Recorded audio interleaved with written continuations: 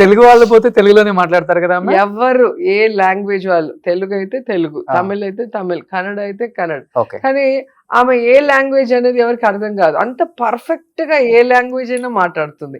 ఇప్పుడు నేను తమిళ్ మాట్లాడినా దాంట్లో తెలుగు వాసన ఉంటుంది. అవును. సో ఒక కన్నడ వాళ్ళు తమిళ్ మాట్లాడినా ఇంకో వాళ్ళ మదర్ టంగ్ అనేది ఆ స్మెల్ వస్తుంది. కానీ ఈవిడ అంతా పర్ఫెక్ట్ గా మాట్లాడుతుందో, అవును. తమిళ్ అయినా తెలుగు అయినా కన్నడ అయినా చాలా అద్భుతంగా, చాలా ఇంటెలిజెంట్ లేడీ. అందుకే ఆ స్థాయికి అంతే. సో ఎదగగలిగింది. రోజా గారు, మీరు లిఫ్ట్ లో నుంచి అలా నడుచుకుంటూ వస్తుంటే నాకు మళ్ళీ భైరవ దీపంలో మా రాణి కనిపించింది.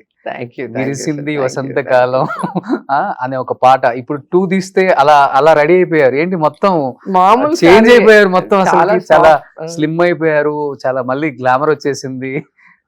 అంటే అప్పుడంటే ఇప్పుడు టైం దొరికింది నాకు డైట్ చేయటానికి, Okay. మెడిటేషన్ చేయటానికి, వాకింగ్ చేయటానికి. అంతకుముందు నడిచే వాళ్ళము, నించొనే ఉంటాం, కానీ పాలిటిక్స్ లో ఒక టైమింగ్ అనేది లేకుండా అయిపోయింది. సడన్ గా 5 గంటలకు లేసి పరిగెత్తాలి, ఫోన్ వస్తే సడన్ గా ఏదో తెలుసు కదా మీకు, సడన్ ఇన్సిడెంట్స్ ఉంటాయి. ఏది టైం కి భోంచేయటం చేయటం ఉండదు.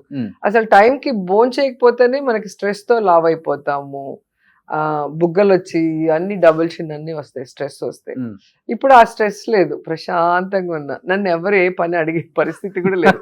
పాపం మేడం గెలవలేదు కదా, ఇప్పుడు అడగకూడదని వాళ్ళు కూడా చాలా డీసెంట్ గా ఉన్నారు కాబట్టి ఇప్పుడు ఎవరింటికి వచ్చినా ప్రేమగా రండి, కాఫీ తాగండి, లేదా టైంకి వస్తే టిఫిన్ భోజనం చేయమంటాం, 2 కబుర్లు చెప్పటం, నా వల్ల అయిన హెల్ప్ వాళ్ళకి ఏదైనా చేయగలిగితే చేసి పంపించడం.